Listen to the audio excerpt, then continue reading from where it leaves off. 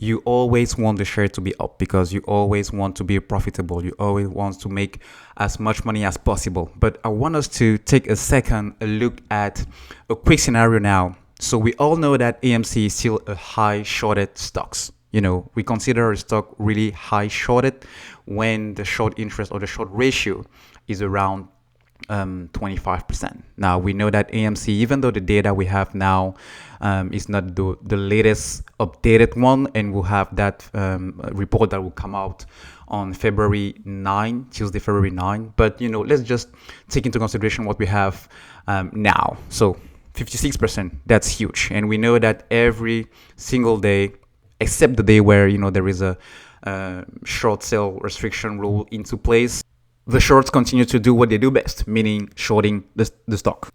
So let's consider for a second that the shorts don't cover the positions. What will happen?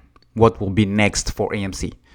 Basically, they will continue to pay interest. As I mentioned in the latest video I posted, there is no standardized rule into place by the SEC in order to force or to, push and pressurize shorts in a stock, to cover their position, because basically the brokerage firm are servicing them by allowing them to pay interest. So this is a situation that can go, for basically years, until there is a significant amount of buying pressure that will kick the shorts out. They can continue, and as long as they can afford it, they can continue to pay interest, especially those hedge funds. So as an investor, what should you do?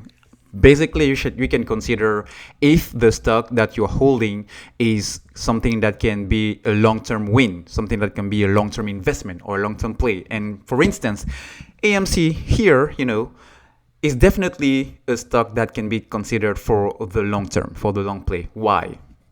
I mentioned some of these reasons in my latest video. If you don't have it, please click on it and watch, but I will go through some of the reasons here. First of all, people are itching to go out. I am itching to go out personally, and I live in Texas. So as more vaccines, as less and less people are getting hospitalized, as temperatures are warming up and we are getting into the summer, I really believe that we will get back to normal. At least the economy will have a sense of getting back to normalcy.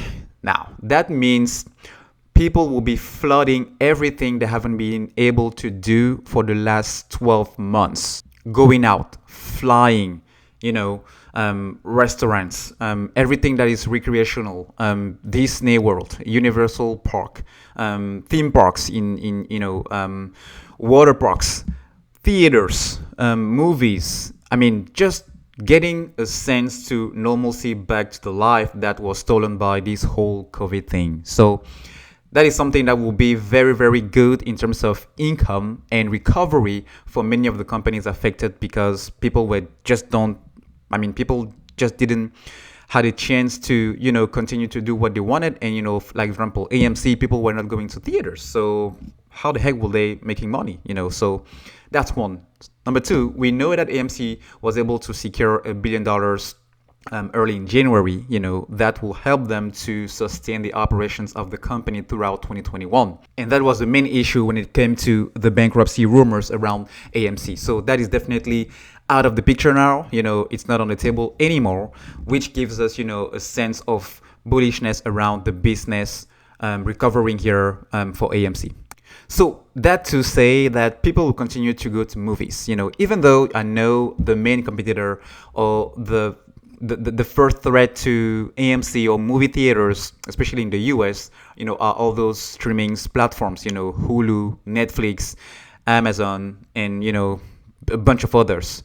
Now, going to the movies, to me, it's an experience. People just don't get out to go to the movie and get back home. No, you take your girlfriend, you take your spouse, you take your significant other outside, to have a fun time, to have a bond time, and then you go and you have dinner, you go and you have lunch, you go and you have friends, and you go to the movie. And when you get out of the movie, maybe you go shop, maybe you go have dinner again, maybe you go to the club, so it's a whole experience. And I don't see people on the foreseeable future getting stuck at home in order to watch movies. I like the environment where I'm not alone in my couch, in my living room watching something on my 50-inch screen. Even though you have a 1,000-inch screen, it's still something that to me doesn't really compare to the real experience that you have when you go to the movie theaters. And that's to me something huge to take into consideration here, because that is something that will help really AMC to stay afloat. And now I think they will also have to consider reinventing themselves. Virtual reality, for instance, might be something that will be definitely very cool. That they can, if they can implement it, or maybe they are thinking about it, maybe they already thought about it. I don't know. I'm not sitting on the AMC board, so everything just to say, guys, that I wouldn't consider the future of AMC being dark, because I see a lot of potential. I see a lot of growth. I see a lot of recovery in this business, at least for the next few years. So what does it mean for you holding AMC now? So if the shorts doesn't cover and they have to pay interest for I don't know how many years or how many months, then just consider holding if you can afford to. I'm not giving this as investment advice because I'm not a professional. I'm just sharing with you guys my personal opinion and the thing I'm doing, because I'm also an investor into AMC. So I'm holding my shares because I'm really bullish for the future of this company. So if you can afford to hold, then hold. Maybe this stock will not hit 25 or 50 or even 100. That's very extremist, but let's consider 25, for example. I'm just throwing out there. This stock will not hit 25, or will not hit 25 in case the short squeeze doesn't happen in the next 2 weeks or the next days. But it's very plausible that this stock can hit 25 or 30 at the end of the year, or next year, or in 2 years' time. So if you don't need the money now, to sustain your household and your family, just hold. And then when you wake up in 2 years' time, or next year, or in 6 months, or even next month, the stock market is not predictable. I don't care which system you're using. I don't care how expert you are. I don't care whether you are Warren Buffett or Kevin O'Leary or Mark Cuban or whoever. You cannot predict where a stock will be Monday, just because you can't predict the future. That's just the reality, guys. That's the hype for you guys. Let me know if you do share, my opinion on the future of AMC, and what will you do, guys? Do you consider it to be a long-term play? Do you consider it to be something that, maybe you cut your loss and get out and maybe jump into something else? Let me know in the comment section. All right, guys. Thank you. I'll see you in the next one. Cheers.